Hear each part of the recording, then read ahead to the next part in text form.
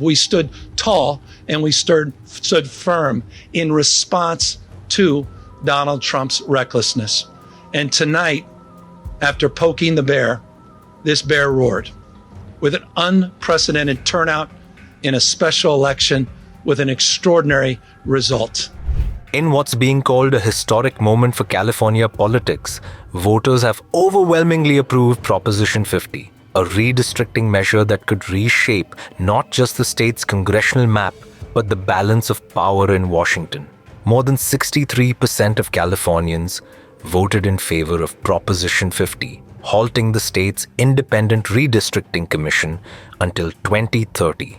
The move gives the state legislature power to redraw congressional boundaries, effectively carving out 5 new Democratic seats. California Governor Gavin Newsom celebrated the victory with a powerful message. After poking the bear, this bear roared with unprecedented turnout in a special election. In every critical category, Donald Trump is underwater. He promised to make us healthier. He promised to make us wealthier. We're sicker and poorer. And he fundamentally understands that. Why else would he call Greg Abbott saying he's entitled to 5 seats? Why else is he trying to rig the midterm elections before one single vote is even cast? He understands his position at this moment in the United States of America. One thing he never counted on, though, was the state of California. Instead of agonizing over the state of our nation, we organized in an unprecedented way in a 90-day sprint. People from all over the United States of America contributed their voices and their support for this initiative. We stood tall and we stood firm in response to Donald Trump's recklessness. And tonight, after poking the bear, this bear roared with an unprecedented turnout in a special election with an extraordinary result. The measure Democrats say is essential to protecting democracy and pushing back against what they call Trump's partisan gerrymandering. Republicans, however, are crying foul, calling Proposition 50 an unconstitutional power grab. Long lines were seen at the Hawthorne Memorial Center in California, where voters turned up in large numbers to cast their ballots on Proposition 50.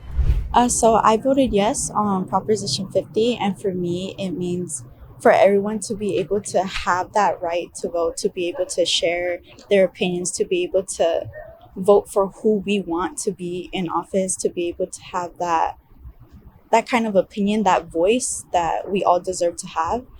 I think more so it's going to benefit the Democratic Party, in my opinion.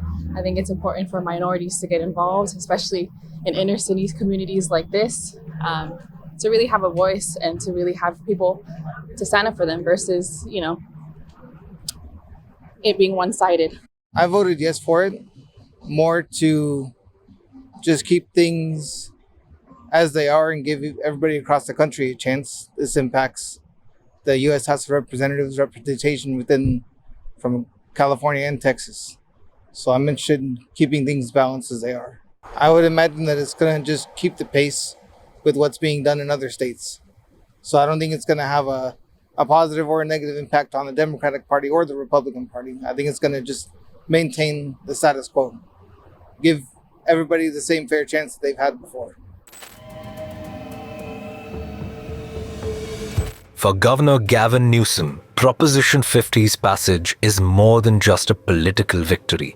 It's a personal triumph. Long seen as one of the Democratic Party's top future contenders, Newsom's success in rallying voters for this measure has further boosted his national profile and possibly his 2028 presidential ambitions. With Proposition 50's passage, California isn't just redrawing its districts, it's redrawing the political map of America.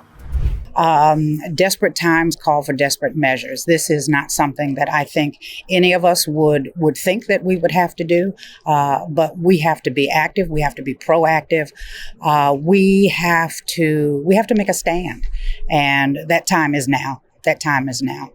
Proposition 50 would replace the lines that had been drawn by a nonpartisan commission for electing members of Congress with lines that the Democratic legislature and governor proposed in September. And the net effect of that change in on what the districts are would be to allow Democrats to gain up to 5 seats in the 2026 midterm elections. So this proposition would not have come about if not for the mid-decade redistricting that Texas approved earlier this year.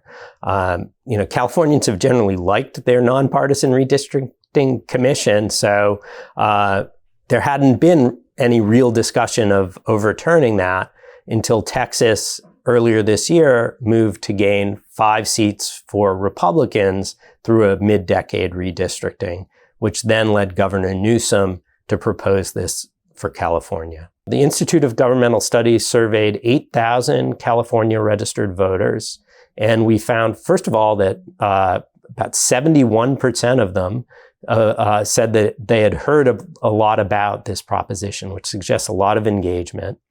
And what we found is 60% of our surveyed respondents say that they will vote yes or have voted already yes, and 38% are voting no. And so that's quite strong majority in favor. It's worth noting our earlier poll just after the proposition was proposed was much closer. It was 48% in favor, but with a lot of undecided voters.